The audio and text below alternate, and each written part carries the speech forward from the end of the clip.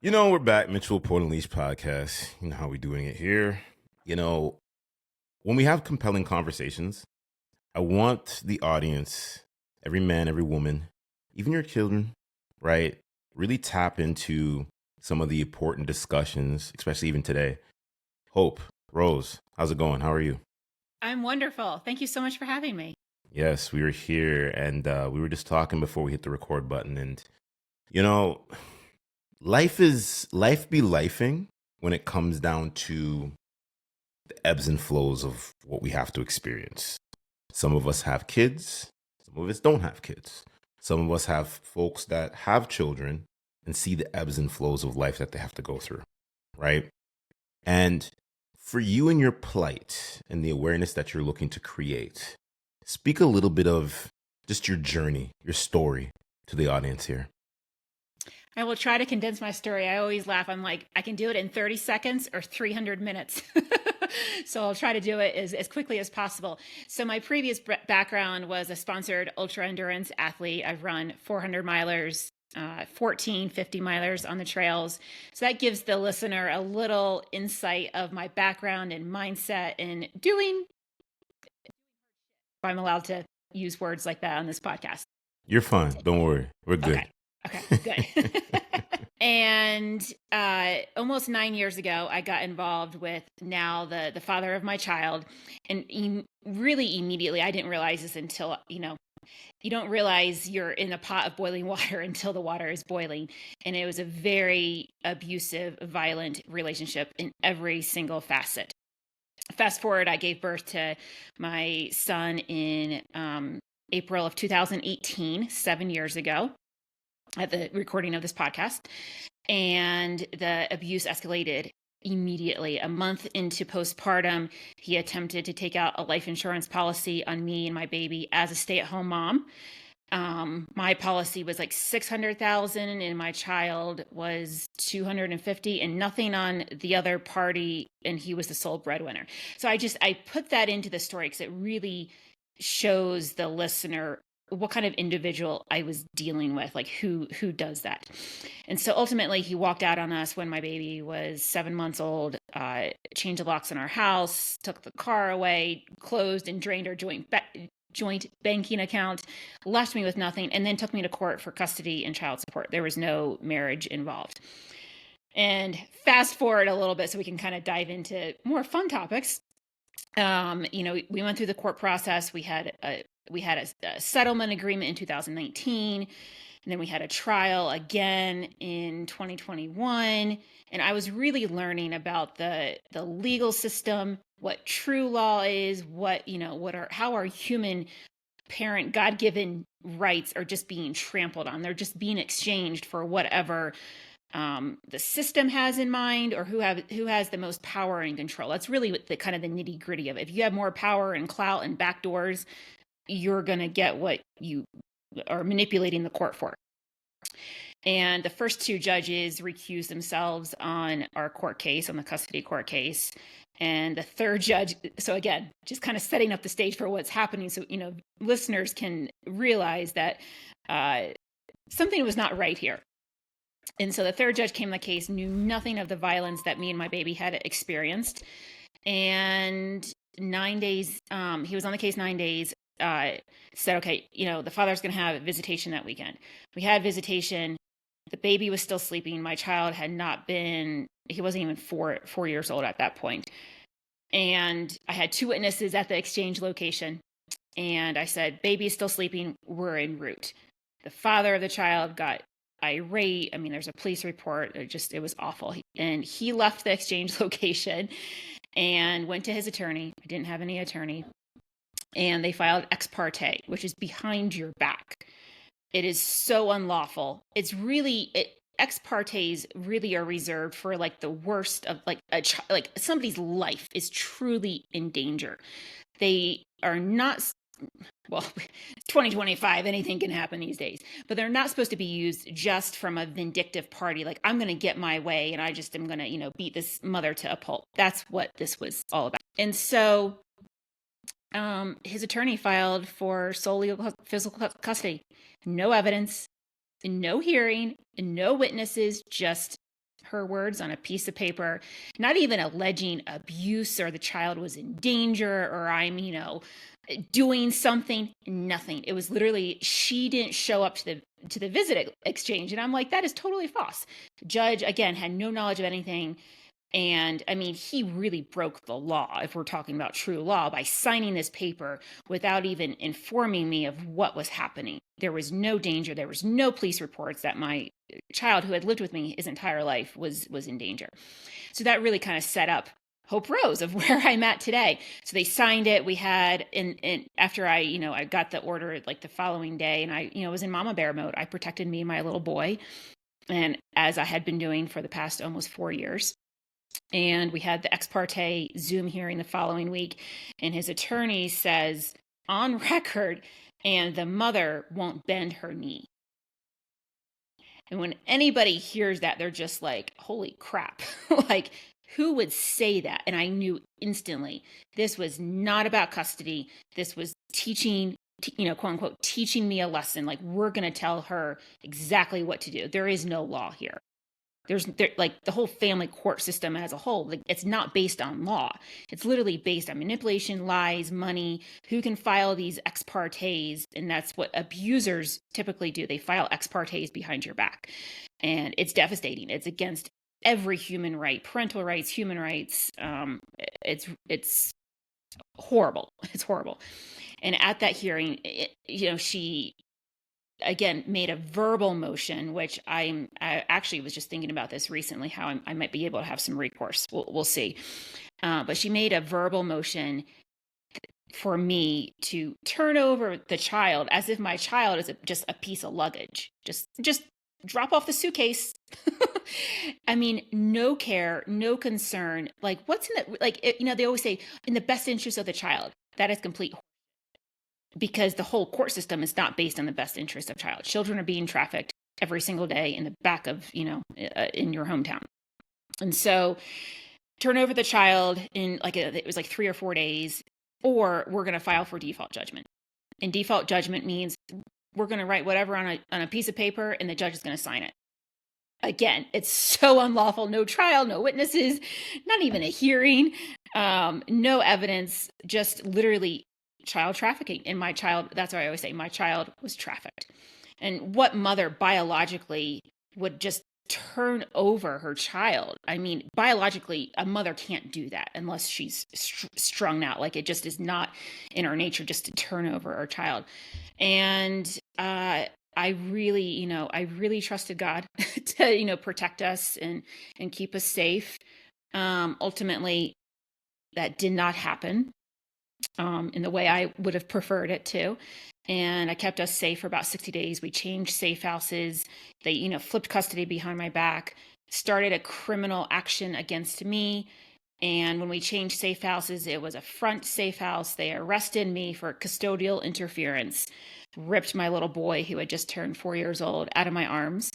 And that was the last time I saw him, heard from him in almost 3 years. So that is how Hope Rose kind of came to fruition, of really, a phoenix rising from the ashes. And, I lost everything to protect my child. And I'm now, turning the story into, something for good, whether it's, awareness on what's happening in our system, but there's even a larger mission at hand. So that was not 3 minutes, but, or 30 seconds. No. I think, I spoke to before we hit the record button, right? And I'm probably going to tag this show as well. I had a conversation with Annika Lucas, right? And this real quick, it's not to take away from our conversation, the trafficking part. That's what sticks with me here, because I know that as a masculine male, that the biology between a child, if it's a single kid or twins or whatever, however many she's carrying at that time for the 9 months, is something that's a biological bond that cannot be broken, right? It's the same chemical that's released when women have sex with men and they orgasm. It's the same bonding chemical.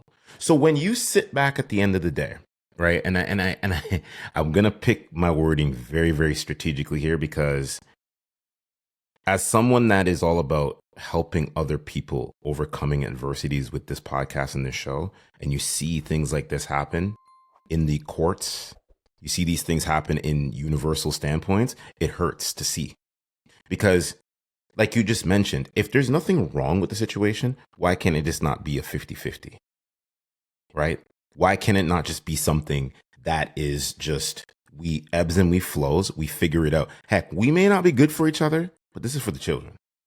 And I think there's where that middle ground comes into play, that I don't know why it's not ever talked about and discussed. Maybe it's taboo. If it's the money situation, well, guess what? Money's the root of all evil. I've always said that. But then some folks will say, the love of money means whatever. But money's the root of all evil, right? And if you look at our plights that we go through in life, we have a podcast, we have communities that we're building, we have coaching programs that we're doing to help people better themselves. These are the reasons why we have these awareness pieces, these think pieces, overcoming adversity, overcoming objections, and finding a better way of tomorrow, because your story could be someone else's survival kit, right? Everything that you go through and things like that. So it's like, it hurts to see this happen. It hurts to see this happen. But because of this, because everybody has a price, well, how much are you going to pay? Oh, because if I may have an extra million in the bank, guess what? I get full cost. No. It's like, it seems like it's like, do the judges and the lawyers not want to simply sit here and just look at what the best opportunity is? Or is it just what's right in the moment? We got our pockets lined. And that's my biggest thing, right? I'm going to let you go again. Where when I look at these corporations, and I'm going to say this, I might get some heat for this. Stop being about the fucking dollar and start being about the human beings. Amen. But you can pick up now where I left off, because I don't want to go too crazy. I'm trying to keep my composure. We can jam all day. We can pot all day. Is that the lingo? Yeah. It is now, so I've been in this particular chapter, this act scene of the movie, for 3 years. And I've really I've gone through a very intense healing journey of my own. Really trying to figure out like how to abolish this family court system, and family court to include foster care, medical kidnapping, CPS, all of these organizations. It is a monetary organization. The family court system is over $60 billion a year. No, the attorneys and judges don't want what's best for the kids. The government needs to stay out of our families, out of our community, family wise. I don't co-parent with the government. And their tentacles are just in every facet. It's like, oh, you need a marriage license. Oh, and then you get a marriage license, and then over 50% are going to end in divorce. Like, they're keeping the cycle going. So if you have a marriage license, you have to go back to court, and now you're going to duke it out over who gets the bed and who gets the lampshade, and my name is not on the house, so you don't get that. And it's just like, oh my gosh, can we grow up? When are we going to grow up and be like, have the bed? I don't care. Life is more important. Let's see who we can help. Like people are squabbling over this stuff. And then it goes over the children. Like, most of the mothers, because of that biological bond you mentioned, and I'll give this little like science fact too, is the mothers carry the cells of their children with them until death. Whether it's a stillborn, miscarriage, or a live birth, we carry those cells because we grow the human. Fathers do not. Healthy fathers are extremely important. I want every listener to know that healthy fathers in a home, we need those. We need more healthy fathers to rise up and stop stealing these children away from the mother. And those very early years of that mother-child relationship are crucial for having healthy generations. And so the father's rights mob, I don't call it a movement, it's a mob. It's even just like the child doesn't need to be breastfed. It doesn't need, we're talking about infants just ripping them away from the mother of like, no, I can bottle feed, I can do formula. That is not how nature biologically designed our humanity. And so there's so much at play here. The other thing too is, like we touched on this before we hit record, is that men are less than 10% of the male population are involved in like personal growth, personal development work. I think that is the microcosm of this family court crisis, because women are more like, yes, I want to improve myself. Like, that's what I did when we were having trouble. I'm like, let's go to counseling. Like, I wanted to fix things. And I'm like, he's trying to kill me, and I'm like still going to counseling. Like, what is wrong with this picture? And so many of these men are just like, 3.4 women a day are killed by former or current intimate partners, male partners. That statistic has got to change. And I truly believe if one of the things, ex parte things, I actually did an interview last week. I'm like, ex parte should just be illegal in the family court system. Like, no ex partes. That would really help things. I think the second thing would be no child support. Like, just that is really fueling the fathers' rights movement. These fathers do not want to pay child support. I actually pay child support, which is kind of ironic. There's that. I mean, I think the number one is men must heal. Heal that mother wound of like, stop like you are going, like, it's the mirror. Like, you're just going after these women because you can't stand your mother. You had an unhealthy relationship. You're angry at her for whatever she did. Work through your issues, and then we can talk. Like my ex, like, he moved out of the state. He was 1,200 miles away. That my child was completely happy and, integrated in our community and the business I had. Like, there was not one iota of anything of why the child should be removed. Nothing. I mean, it just is, it's still appalling to this very day. But men must heal. And I'm trying to figure out, like, okay, I have this really deep story. Am I supposed to help men like heal? Of like, can I, is there an inkling of like, oh, I have some growth to do?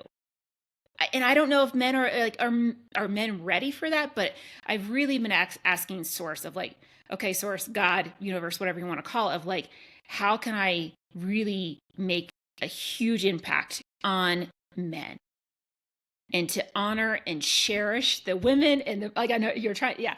I'm seething right now. I'm like Scar in The Lion King right now, ready to just chomp on this. It's not to come in hot by any means, but it's something that I speak about so much. 2020 was a year of truth within inside of every single one of us, whatever side of the coin you want to be on with the pandemic and all of that other stuff. But I'll speak to this because you said a lot there, the 10% of the men. Now, let's go, because I'm a man. You have to go through whatever healing that is.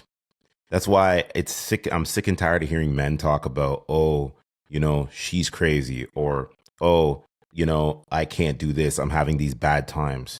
You need to first and foremost find a group of men in your fucking community that are going to simply sit here and hold you accountable, right? When we talk about accountable, it means accountable for not only your actions, but what trauma you've been through. And you got to unpack a lot of that. Now, I hear a lot of folks will say this: you're never fully healed.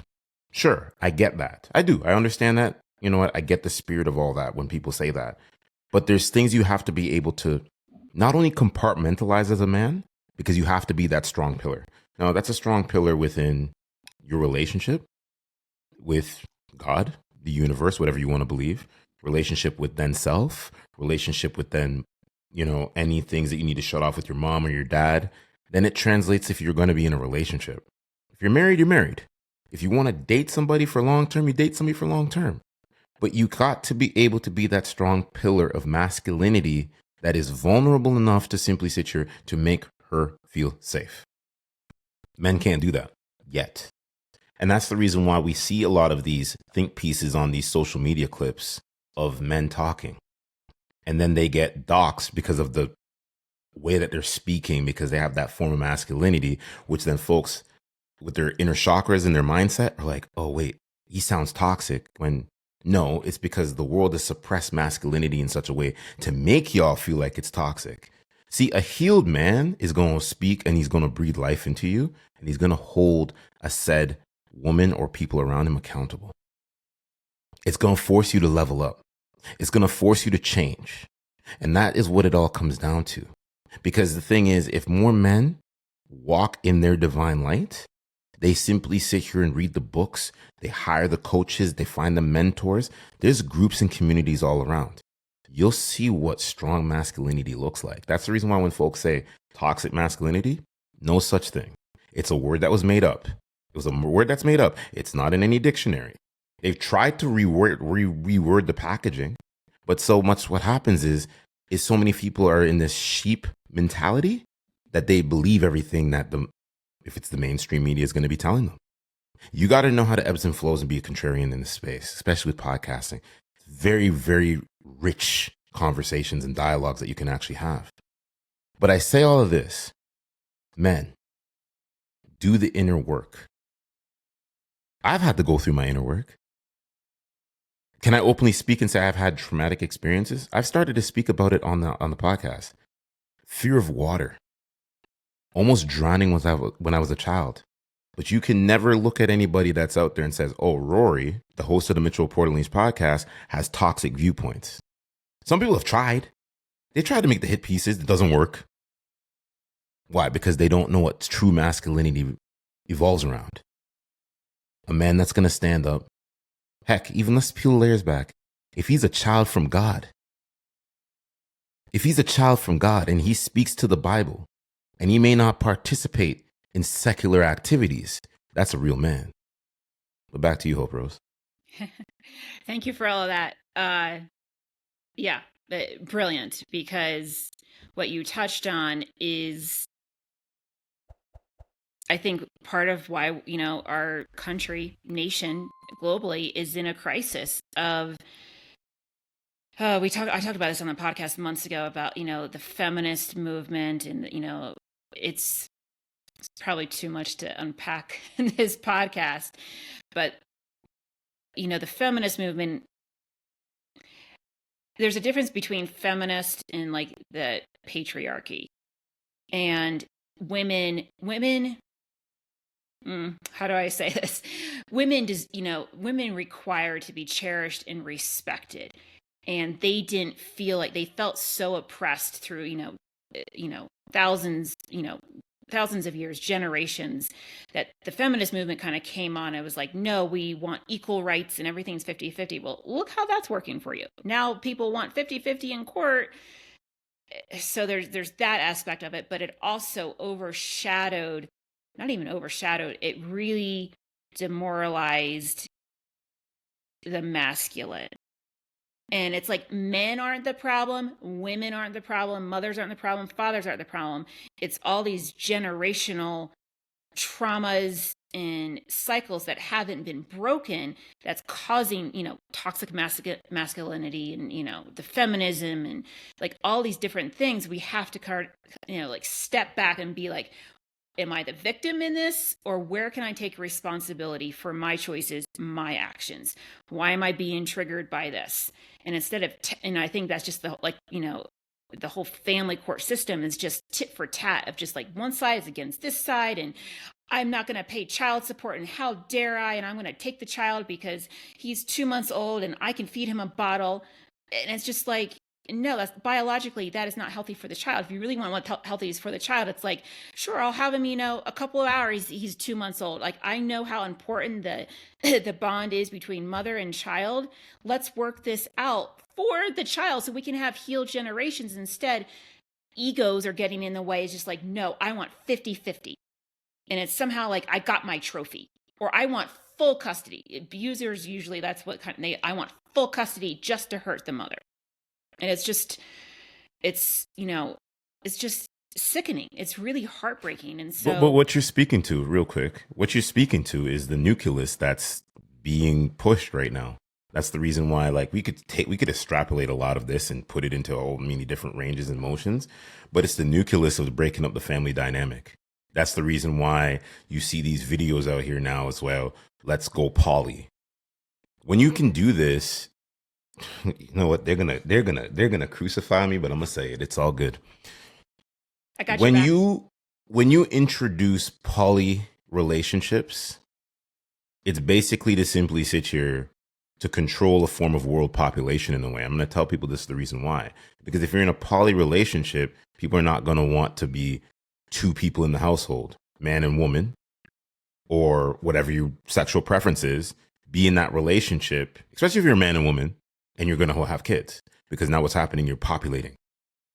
When you bring the poly and when you bring all of these secular activities out there in the forefront, it deteriorates the mindsets.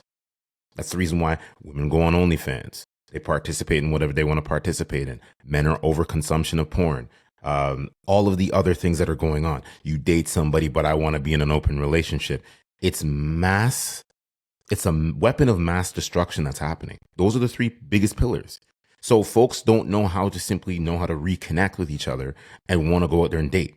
Because everyone has all their walls are freaking up. All the walls are up. It's like the Great Walls of China. Your walls are up, and nobody's going to ever lower those walls down, because to lower your walls down, you have to go through the healing parts. You got to know how to turn off some of them valves. Yes, it may be hard to heal, but the thing is, it's well worth it. And if you're around ideal minds and you find that man, you find that woman that you're wanting to date, that you're wanting to mate with, that you're wanting to build and breathe life into, guess what? You can still have those triggers, but those triggers never get turned on because you have someone that is going to understand your plight and your path of where you're wanting to go. Yeah, absolutely. And, back to your point about like the family, the nuclear family, that has been at stake for, decades at this point. It really kind of started with the Industrial Revolution, World War II, and maybe even like the Great Depression. Like, mothers were at home raising their children, for the most part, kind of even teaching the children at home. It wasn't like the whole public educational system.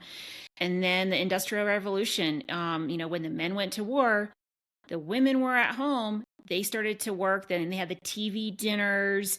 TV came on. This is going to make your life easier. And you can see just this progression of the family deteriorating slowly by slowly, and we're tearing the family apart. Now, I mean, gosh, we could go down so many rabbit holes. Now you can like buy children. Now we have surrogacy, a whole podcast on that. I have very strong opinions on the whole surrogacy thing. But you're like, I don't need to have a partner. I'm just going to buy a child. There's that aspect of it. But we are breaking down the human family, and it's like the sanctity of humanity needs to come back. The sanctity of human life and the family unit, because it goes back to this monetary cycle that I talked in the beginning. When you have a child, going through the family court system and they're yanked back and forth, they are more likely to end up in the system of getting into adverse behavior. And then they're in juvenile detention and they're having trouble in school. And you just keep that cycle going. Like, we're creating unhealed humans. My vision is like, can we create healed humans?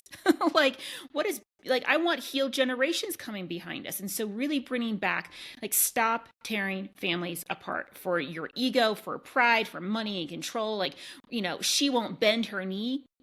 Where is that in the law book? Like, she won't bend her knee. So there's no law. Point to me where the law is anywhere in the entire world. There's no law of that. And so really bringing back healed fathers, healed mothers, and like the family unit is just so important to our society for, healthy communities monetarily. Like, you have a healthy community when you have healthy families. And even taking kids, out of foster care and all this other stuff, is just like the system really is destroying families. And so many people have kind of bought into that. And I'm kind of raising like the white flag or the red flag or the green flag and saying, hey, wait a minute. The government doesn't belong in our family unit. I say churches, but it's our community. Like, okay, is this family struggling? How can we help? Let's say it's a family. They're struggling to make ends meet. They need food. Okay, well, let's support them. Do they need a better job? How can we get them stable? Are they, on drugs? Are they, drinking too much alcohol? Like, the community needs to come in not government assistance. And so it's very kind of maybe nuanced, but that's kind of ground level work of like, instead of all these different, government programs that people are now a part of to survive, we need to come back to the community in our family, like humanity support, and say, this is kind of where, the government, you stay out of our homes, stay out of our families, so we can have healed generations. Because if we don't, we're just going to keep perpetuating these cycles. And really, we also have, I mean, there's so much to say on this, but we've got to stop pitting each other against each other. That we don't get anywhere. And I'm even thinking about even my own language of like, because I have been through so much at the hands of the system, and even, a male partner, I will admit it is definitely difficult for me sometimes to be like, how do I move forward with my story when I have experienced these things? And it's, like there are, in the statistics, back up the fact, like my safety is still in jeopardy. So how can I create, a massive transformational healing movement and make, significant change? And also in the same vein, hold my experience in the reality of my story, and really come at from a healed place versus me versus him. So yeah, still working through that. It's the biggest thing of what you're speaking to. What I want a lot of men and women to listen to is you have to create acceptance and make peace with certain scenarios and situations in life. And I've always been a big believer of that. We've all been dealt hands. I reposted a video on my Instagram. It was with Cody Burns back in November 21st of 2021, where it was a quote from either she's a writer or a poet. I didn't deep dive on her, where it's about the hand that's being dealt is the card of something else. I'm butchering it, but it's fine. People will get it. But it speaks to, we all get dealt hands, right? Here's my thing is, if I were talking to somebody, right, it doesn't matter if it's a man or a woman, and I hear them say, oh, I've never had any issues in any of my relationships, that is now the most dangerous person in the room. Because what that's telling me is that person has never been dealt a bad hand in a relationship. We've all been dealt bad hands in a relationship. But you know how we amplify that in ourselves? We look at the good parts of the relationship. And when I speak to the good parts, I want to flush it all out. The good parts of what you understood about yourself. And you lead these and you bring them into the relationships, and you can then identify the bad parts of a relationship. The number one issue in relationships is not having proper communication. That's it. Knowing how to communicate. How am I showing up for you is the number one thing. That should be a once in a week conversation with somebody. How am I showing up for you? What is it you need? Because when we start doing that, we start understanding things a little bit more. And then that resentment doesn't fall into play, right? And I think when you don't know how to connect with your loved one, whatever your preference is, you then blur a lot of different lines, because you got to check in to figure out what's going on, right? Some folks compartmentalize. I'm one of them type of people. I compartmentalize a lot of things, right? But it's because I have to be that strong pillar for the people that are around me. Right? Now, if I'm feeling or I'm dealing with something, I always just pass the buck and say, hey, listen, I'm good. Because there's a lot of silent battles, and I know men can speak to this, that we face, that maybe we don't have the right support system at that time. But this is the reason why you have to have men that understand the plight. There's men in my group right now, we have some important communication talking points, because we feel too. And this is not to throw... how do I say this? This is not to throw shade at women. There's a lot that men go through that women may not necessarily understand. And that's the reason why you got to know how to show up for that man now. Because the thing is, let it be safe enough for him to come through and say what it is he needs to say and have these conversations. It goes back to the masculinity and the femininity. But the thing is, there's nothing wrong with women going out, getting the most success, the abundance of success. But that's when you're in your highest point of your masculine form. But when you come back around into the relationship, it has to come back to where it's level playing field, femininity, masculinity. When those are both healed, when both of those folks understand what's going on, it builds one of the best relationships you can ever have. But then So many folks were like, nope, I want to be my way or the highway. Okay, good luck.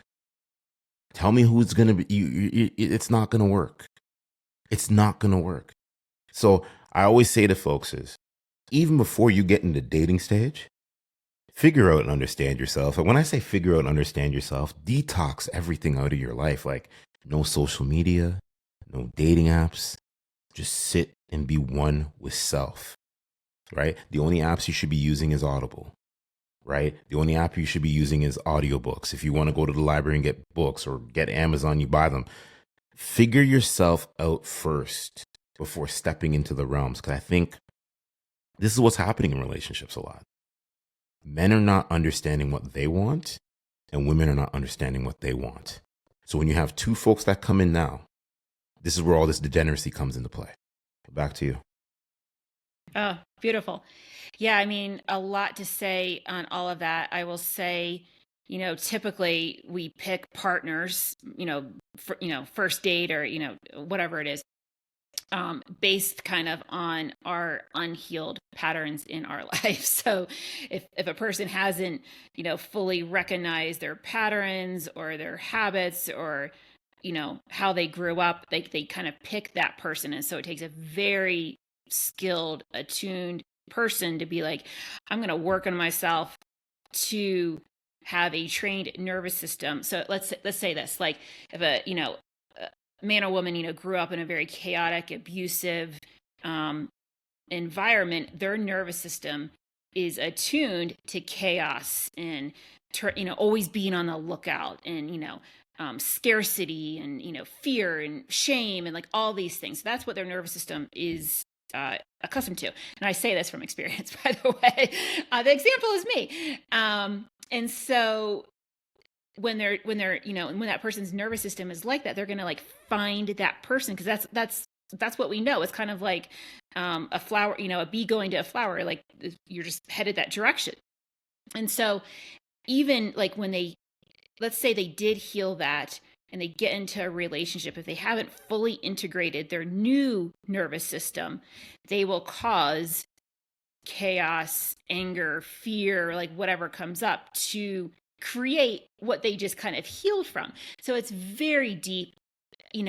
Yes, work can, the healing of this can happen fast, but it really does take time. Like, sure, you can have the awareness in a second, but to actually practice it, it takes months. And so really, like to your point of like, yeah, just, delete those apps. Social media, even as far as like, I would say I don't own a TV, but really be mindful of how you're investing your time or how you're spending your time. Can you sit with yourself and journal for 10 minutes? Can you sit with yourself and do a jigsaw puzzle? Like, what is in your mind that you don't want to recognize? And just not one day, but like days, days and months on end. And so many, like, the ex in my situation, I mean, he had a live-in girlfriend a month after, ditching us. So, they just like a lot of these, individuals just jump right into like the next hot, shiny object. And then that ends. And it's just this vicious cycle. And it really takes us, like a person that wants better in their life. And some people just aren't on that level of consciousness of like, oh, I'm the common denominator in all of this. Do I want to fix, not fix if we're not broken, but do I want to rectify these parts of me that haven't been integrated? And I want like a better future for, for my family and even like, bigger picture, like all the generations coming after me. And so there's so much work to kind of unpack on that. And, I would just say like men's groups are so important. Like, I don't know if you're familiar with John Wineland, but he has a goal of having like 10,000 men's groups, like worldwide, but really, and not men's groups just to like sit and yap and watch football and like, drink beer and like, oh, how's your hot girlfriend, but really do the deep work where men can be held safe to cry, like you're not, like I'll pause, put a pin mark in that, but even like how we parent of, telling children, even, boy or girl, like, shh, don't cry. And just how that little, that little language can, spur a generation of abuse and trauma. And so Facts. men's groups they're so important, like very specific, um, intentional groups where you can call men out on their shit and be like, hey, you need to treat women better. You know what I mean? Like, No, and it's a lot of what you said, going back to when you spoke about, you know, you here's the thing is this. I'm probably gonna drop some, how do I say this? I'm gonna give a lot of men and women the sauce here. How you'll know a man is healed is when you speak to that chaotic aspect. You may try to bring chaoticness to a man that's emotionally regulated. He's emotionally aware, and it don't work with him because he'll see through that and he'll just walk through it. It's like Batman when you drop the smoke thing, he just walks right through it.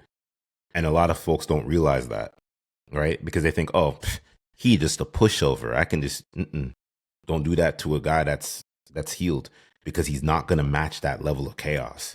He's gonna simply sit here and just that chaos goes down. No, we're gonna have the conversation and we're gonna speak about feelings and how we're gonna simply sit here and we're gonna both navigate and start talking to each other. And then what you see happen is women are like, wait, whoa, who's this? I'm not used to this. And sometimes you'll sit back and it may be fearful to you because you're like, well, he's probably perpetrating a fraud. He's not. He's not. Because look at all of the guys that are out there, and if it's in a YouTube space or a podcasting space, that speak heavily focused on relationships. Some folks will think that these men are simping. No, it's not that they're simping. It's what they're doing is they're emotionally regulated in their conversation. There's a form of authority that happens in relationships. We get it, right? Men might check you on something that you're doing, but that doesn't necessarily he's doing it from a demeaning perspective. He's like, hey, listen, you ain't got to do that. This is how you just ebbs and flows. And women are going to check their men as well. Heck, you didn't throw out the fucking trash today. Oh, sorry, I was just playing the game. No, bro, you got to make sure everything's taken out in the house. The housework is done, all of that, because it's dual, right? I always say work before play. You know what I mean? And I think that a lot of folks will understand what I meant there, but it's like, it's showing up for one another. And we don't see that a lot in these relationships now. And I don't care. My mouth gets ahead of me. I say what I need to say because it's like in the world of Michael Jordan back on The Last Dance. He goes, I don't say anything that I'm not doing. So if I say this is how this is how I'm showing up. Right. And a lot of people are like, oh, you don't show up like that. Well, that's fine. You're not understanding what it is I'm saying because you're still lingering on past situations that you may have faced in a marriage or in that long lasting relationship. And the thing is, a man that's healed, a man that's emotionally regulated can pinpoint and know, oh, that's something that you've already had to deal with that you didn't necessarily check off. And some people, when they hear this, they're like, you're talking shit. No, I'm talking the truth. Trust me. Because us men, we talk about this in groups. That's beautiful. Yeah, I've been blessed to have some really good healed men in my life, and I'm really thankful for that. And yeah, when the masculine really does hold that firm, energetic holding, it is so beautiful for the feminine, like natural feminine. We all have, the energies, but like the biological feminine to like, oh, he has me, he's safe, I can fully trust him. And it allows the woman to open more and respect her man more. I will also say the other thing is integrity of like what you say is what you're going to do. And it's not about being like quote unquote perfect, but if you say things and then you have like a change of like, oh, I need to upgrade what I said, you come to each other. And I guess I'm more talking about like the masculine and the man in this situation. If you say something and you have a change, let the other person know. I think integrity in our word, and even just, society speaking, is so important. Of what we say is like what we mean. And, if we have an update of like, oh, my boundaries changed or this situation changed, and, I can kind of update, but really that integrity, that's how you build trust. Trust is built on actions and words. And that is, kind of the foundation, part of the foundation for, a healthy relationship. And that in turn breeds respect. When each person has respect for the other party, the other person, then that just, it brings love more fully into like the embodied experience of the relationship and, of the partnership. And that's where, I speak to the younger generation. I get it. They're all young. They're all doing their thing. They're all out. They're all living when summer comes around, you're hitting the patios, you're doing all of this, you're single, you're living your singleness. Cool, live that singleness. But I'm going to tell you this right now. When the weather gets colder, don't be out here, oh, I'm going to find a girlfriend. Or I want to date that guy. No, no, no, because you can't have that. You can't have your cake and eat it too, because last time I checked, it leads to diabetes. It's kind of like, if you want to be single, be single. Be single, but don't involve different parts of people. And I think that's where the secular mindset of how some media is pushing some of the stuff, it's like, go out there and be free. Go out there and be free, but don't web everybody into your BS. Because then what you're just going to be creating is more unhealed patterns within humans. High level conversation here, but it's not for everyone. And I know it's not for everyone, because some folks will probably get to a certain point and be like, yo, they're just talking. No, we're talking truth, because we are living testaments of what it is we do and how we show up in our communities. You can't simply go look. I'll give you an example. People will look at your old dating episodes and be like, well, you said that, but they're not listening to everything else is going on here, because it's the ebbs and flows. Believe it or not, when you look at masculinity and femininity, there's a lot of pros and cons that I listen to with relationship experts, authors of books. There's a lot of what I agree, and there's a lot of it I disagree with. But the disagreeing parts is because I need to peel the last 10 to 15% of certain things and certain ideologies and mindsets, because that's how we end up learning, right? It's not what's being pushed through the mainstream media of this, and then, to use your reference here, bend at the knee, because that's majority of society. They bend at the knee. I'm like, oh, they just told me all this. I just stick with it. Okay, tell me how you're going to live then. You're under the microscope, just being suppressed. Yeah, I don't live in a, listen, we're talking growth mindset here. You can't suppress me. I'm sorry. You can cancel me, but I don't feel like I said anything here today you're going to cancel me on. It's just, where are you trying to go within your mind, and what are you trying to position out there to the world? And not many people are ready for the things that come with life. There's life, and then there's death, and then there's taxes. Those are the three things I've realized in life. I learned at a very young age. Back to you. I love our dialogue and conversation. Living the non-status quo has kind of been, I'm in my 40s. So, I have a few decades on me of, I would like to say, wisdom and understanding, and like, okay, learned a few things there. Oh, I have two things I want to say. One is like, yeah, being okay living a non-status quo life. Like that, I've never partied. I don't think I've been maybe to 2 bars in my life and like left. It just has never been my scene. And it's really interesting that that attorney said that she won't bend her knee. You're exactly right. I've never bent my knee in my life. Like I never conformed to society. I was very much the lion. I was definitely not a sheep. And my birth sign is a lion, Leo. So, like, when I was a sponsored athlete, even still to this day, like I have a very early bedtime, and, typically kind of get up early and train and, do all those things. I could not stand to be in this cycle of like living for Friday happy hour. That just seemed so odd to me, and like dreading Monday morning. My thought was always like, if you dread Monday morning, change your life. Like something's not working right. And unfortunately, through TV and program and society of just like, if you go to school for 12 years and then you go to the 4-year college and then you get, the high office cubicle job, and then you graduate and you get the corner office, and then you get like I don't know what comes after that because I'm not in that system. And then you have, you have the lake house, and then you have your regular house with, 2.5 kids and the dog and maybe a cat. If you're really lucky, you get the boat, and it's just, and then people are kind of like, I bought into that and I am miserable. Now I'm at, divorce. Now I'm drinking. I'm on all of these different medications. Like 80% of Americans are on at least one pharmaceutical. Our mental, quote unquote, mental, like we could talk a whole podcast on mental health, but, we're more lonely than ever before. And yet we're more connected, in quotes, connected than ever before. And so the majority of society has just bought into this Disneyland fairy tale. Like, if I follow their plan that they've given me and I just keep working for the man, then everything's going to be happy. And that foundation is crumbling.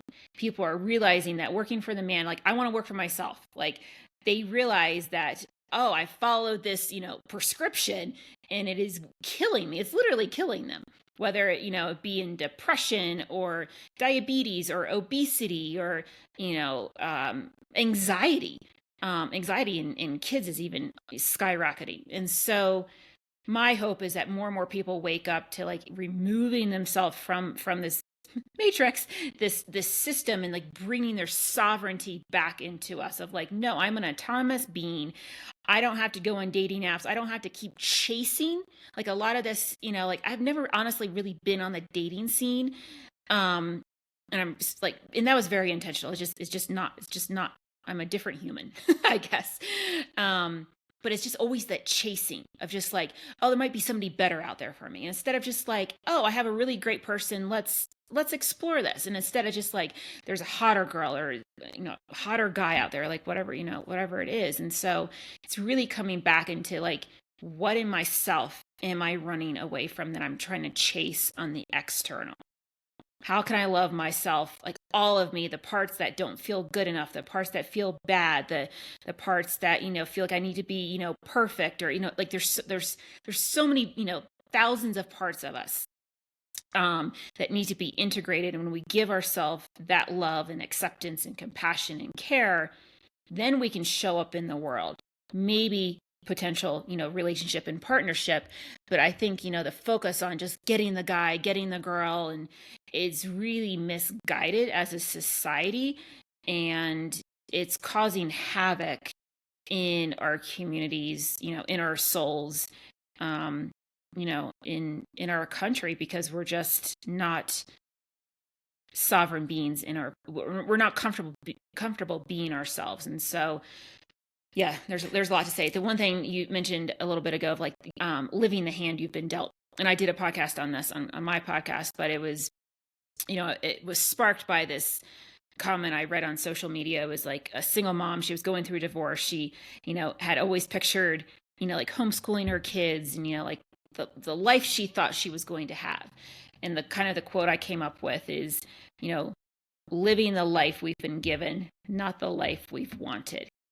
And that is I never dreamed I would, be living the life I am right now. Not in a million years would I have ever thought this. And it's like, okay, this is the life I have been given. How do I steward my story for the best of humanity and all these other souls that need like a lighthouse? I'm not saying I'm, anything great or special, but I do believe Source has given me the capacity to hold this very deep trauma, even, childhood and, just everything I've experienced in my life, to be that lighthouse for other women women, men, anybody, of like, you can, turn your life around, take a, adverse experience and use it for the highest good of all. And it's hard work. I'm not going to sit here and be like, oh, everything's just fine. And, I have very dark days. There's been a lot of tears the last year, specifically, a lot of tears of, shedding, grieving the person I was into the person I was today. And like, I wish I would have known these things 9 years ago. And like, okay, that's in the past. I forgive myself for that. We are here today. How can I make the most? Like, I still have half my life to live yet, at least. You know what I mean? Like, how can I make the most of these next, decades, and really using them, cliche, highest good of all, but really in service to humanity of like, I really want to see families come together. I want to see more men. I would love to see that 10% of men double to like 20. Can we get it to 25% and just see how that ripple effect really impacts our society for the better. And that, that excites me. Yeah, back to you. You know, you I think it's getting to that point in view now, because I think a lot more people are waking up, right? A lot more people are starting to wake up. A lot more people are starting to really have important conversations like this. It doesn't even necessarily have to be on a podcast, but it's like in your community, you know, in your social circles, in the barbershop talk. What, you know what I mean? That's what it all comes down to. I always used to be the sports guy. I still am the sports guy, but I've suppressed it. I've suppressed my own talent to be more wholesome and more mindful into what building into ecosystem is. Because sports is sports. Yeah, we can sit here tomorrow. We shoot the shit about sports and our favorite athletes and of what LeBron James is doing or whoever is doing to win a championship. But that, at the end of the day, that's empty calories. The calories is in the dialogue, which is going to breed oxygen to help inspire some man, some woman to just have that light bulb effect. Heck, you know what? What Hope said, what Rory said, it resonated with me. Bang. Let me just simply sit here and just position this here into my life. And then you start the ripple effect. Let me share this to a family member, a friend, a coworker that could be experiencing through the same thing. Because this is what it's about. Community, community, community, overcoming adversity and wanting to become better. That's why I always say my 1% better tagline. But I don't think a lot of folks want to become better. They're okay just sitting there, waking up, doing their day to day. You got to ebbs and flows with life. And when life punches you and you get knocked down, as long as you're not face down in the dirt, in the mud, if you lay on your back after you get knocked down, you wake up, you can just rise like the phoenix. Put your best foot forward, right? It's like when we rode a bike and we fell and we just on the bike, on a two-wheeler, we fell. We maybe fell on our wrist. We scraped our knee. We picked ourselves back up. Mom and dad looked at us. They put a Band-Aid on us. They give us a pat on the butt. They say, yo, go back and do it. Eventually we start mastering the bike. I think that's what we all have to go back to, ladies and gentlemen, is going back to those bike effects of where we scrape our knee. We put the Band-Aid, the polysporin, whatever we were using at that time, and say, yo, we should just dust ourselves off. Today's the next day. Tomorrow's the next day. Let's get to where we need to get to. Bang, bang, bang, you know? Absolutely. And I talk about this, or I have talked about this frequently. It is easier to be a victim than it is to live responsibly. And that's why many people don't want to change, because you get sympathy and almost accolades of like, oh, poor you, life is so hard, things are always happening, oh my gosh. And it's like that addictive high. It's not drugs, it's a different kind of drug, but it's like it's a victim drug. And you get that sympathy and like those sorries, and it keeps that, like, people don't want to break out of that, because when you break out of that, now you are responsible for your life. You're responsible, like, for your choices, your thoughts, your actions, like all of it. And it's much easier to stay in that, that muck, that, mud of just, 9 to 5, Monday through Friday, go through the grind, because you can get sympathy from Facebook, you can get sympathy from Instagram, maybe your Christmas letter, maybe your conversation at the coffee shop, like, yeah, I'm on my 10th cup of coffee, worked all night. Oh my gosh, you poor thing. How do you do it? They're getting hit after hit after hit. And if you can like train your nervous system to like get out of that hit cycle and be like, no, I'm no longer a part of this system, this way of thinking. I'm responsible for my life. I want to create something beautiful. How do I do that? And you take steps and action item, inspired action to do that. But really, so many people are addicted to that chemical of victimhood. And it takes a very willing participant to, break out of those chains of victim consciousness. And it's a daily process to do that. Not for the faint of heart, but Right? You're welcome to join us. Yeah. You said something there, and I wanted to shed light, the ability that where folks can just go to their family members and say, oh, this is what's happening to me. And that you know, sorry effect that you're creating, that dynamic where people are going to pour into you. And I've always said some folks love the attention that broken gives them because they don't want to heal. They love the attention of what broken gives them that other people can pour into them on social media. You write a post that's a post about something that's going on, and you get all the likes and you get all the comments and you get all of this. I'll tell this to folks right now. You really want true healing? Deactivate. Not detonate, deactivate. Deactivate the Instagram, the Facebook, the X, the YouTube. Delete these apps off your smartphone if you truly want to find interconnection with self. Right? Do that. I don't think majority of people could do that for 24 hours. Maybe that's a 24-hour challenge I'd put out to people. But it's like, how is everybody going to be accountable? Because you'd have to be around everybody in a spot. I know 3 guys that went on Big Brother Canada. They didn't have social media. They didn't have Instagram. You can't have that. I'm pretty sure they get life updates and stuff like that, what's going on when they're in their house. But you're 3 months locked in, finding conversations with the people that are inside of that house trying to win a competition for 100K. It'd be great to have like a reality TV show like Big Brother, but all around like, personal growth and development. That would be fascinating. It would be. But who's going to be the person to put it together? You put it together? All right. Tell Netflix to cut that check. Yeah, I mean, I'll offer this, something I've implemented years ago, and I just started again, but I don't check social media, mainly Facebook and Instagram, from Friday at 5 p.m. to Monday at 8 a.m. I do use YouTube. I listen to podcasts or I watch them. It's all like personal growth type stuff. So I do use YouTube, but really Facebook, Threads, Instagram is kind of like, 2.5 days of just 3 nights of just no social media. Of course, I use it for work, but even I just boundary, I don't use it. And it really clears up space. But yeah, where, I like to leave, listeners with action items. Where can you do something different in your daily life? And that rewires your brain. Like, can you ask yourself a question of like, what patterns, what scripts am I running in my life? Oh, I really like it when I get, when people say, oh my gosh, you poor thing. Like, oh, I feel so sorry for you. Like, bad things always happen to you. Examine where you're like, I always, language is really important. Like, are you investing your time? Or are you spending your time?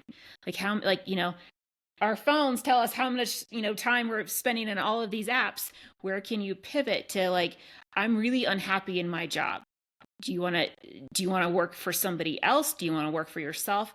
What skill can you develop to move closer to that goal? Take 10 minutes, take, 4 minutes, take 9 minutes. And like, okay, I'm going to, read this book. I'm going to listen to this podcast. And one thing I did actually in 2024, I'm not a big reader, so this was a big challenge for me. But I read one personal growth, spiritual, entrepreneurial book a week in 2024. So 52 books? It was a stretch for me, but I accomplished it. But where can you like leverage your growth today? You don't have to hire, a $10,000 coach. Like, you can start right now. Go to the library and get a book. And instead of, binging on, Netflix shows, read a book for 30 minutes. Take a bath, like an Epsom salt bath.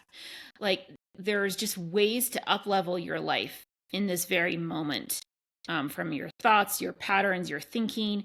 And that is how we, slowly begin to heal as a society, and to bring about, true change. Like the word change gets, thrown out way too frequently without really any connotation to it.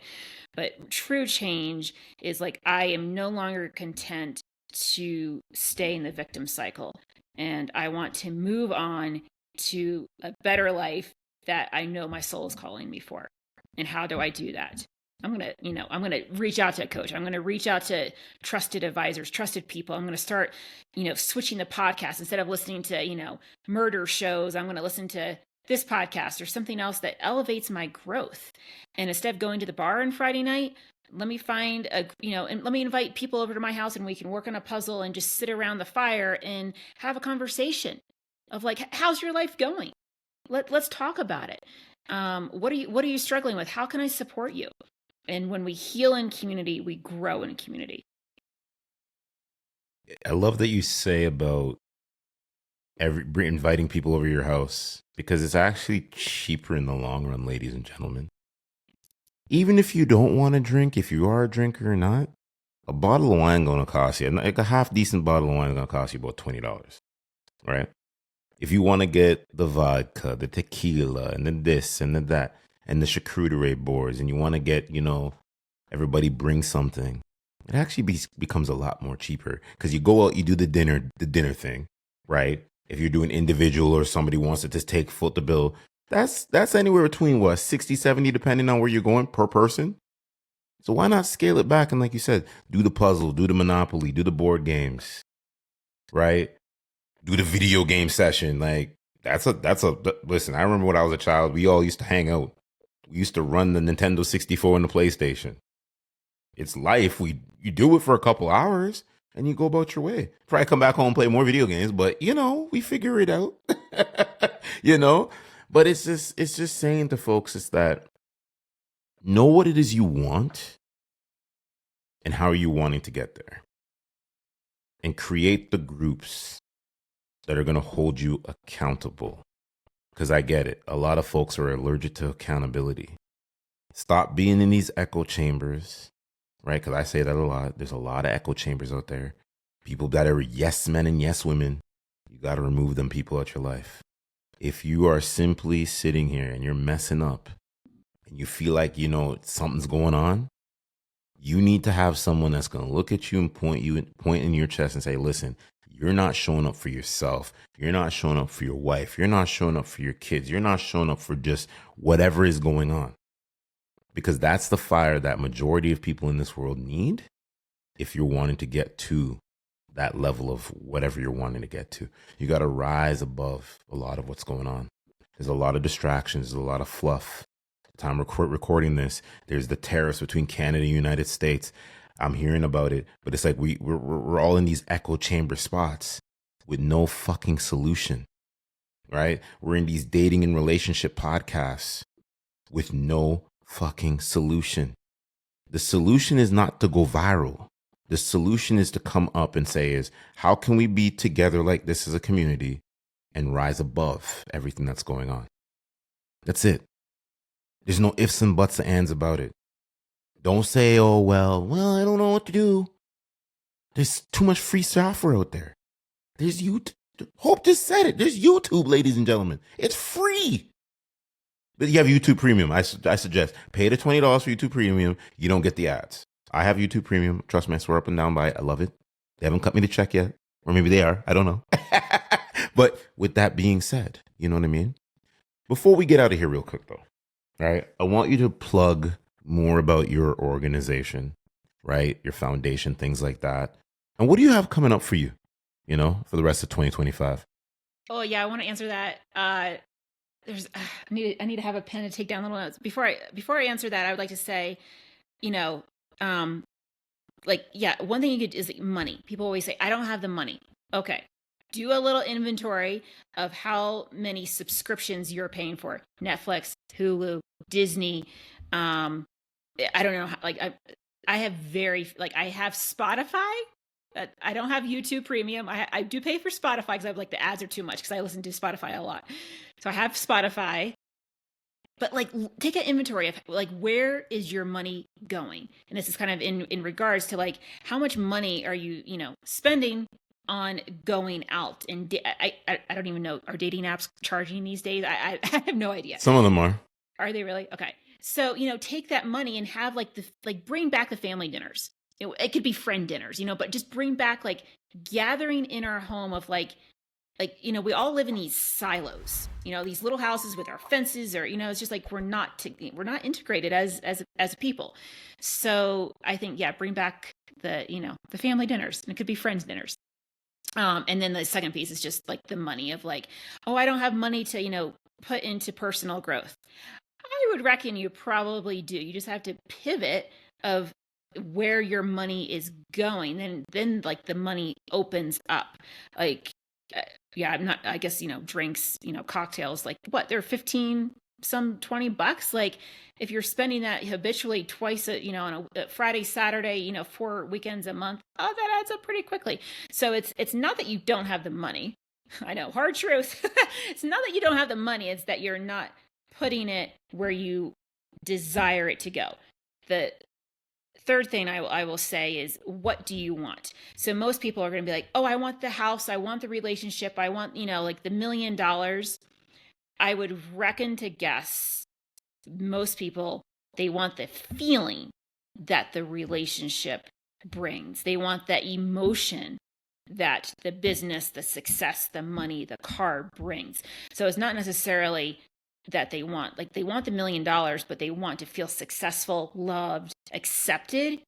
And so instead of having instead of maybe the goal being monetary or 3D, what feeling are you chasing? What feeling do you desire that you are currently lacking? That's in with you, but you haven't been able to access it yet. And that's where the real work begins. And then you can really see what you truly desire. Yeah, more money would be nice, pay the bills, so I can give freely to anyone that needs it. So I just want to offer that to the listeners' consideration. What do I have upcoming? I have launched one new product. It's called Heal Thy. If you take the word healthy, it spells Heal Thy. And so through my years of mind, body, spirit coaching, I always coach from I say coach, it's more of a guide teacher, but through a couple of decades of working with people, I have found that people are very overwhelmed with kind of starting like the healthy healing lifestyle. And so I've developed a very unique way to kind of present building one healthy habit every 30 days. And people can check out that website, wehealthyself.com.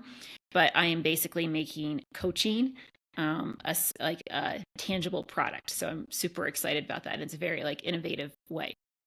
So that is currently on deck. And then I have some big visions for, podcast, and I have the Glow Up Sisterhood, which is a healing community for any woman experiencing the throes of family court. And it's not, again, it's not based in victim consciousness, but it's really providing healing to these mainly single moms who, really need it and don't have the monetary support for it. I've received so much healing in my journey since this particular incident in my life. And so I really wanted a way to kind of give it back to other women who need it. And again, women are more readily available to okay, let me figure out what's happening here. So offering that to them as well. And then, always available to, speak or be on another podcast and just further the message of hope and healing and health for humanity. I love that. And you're going places.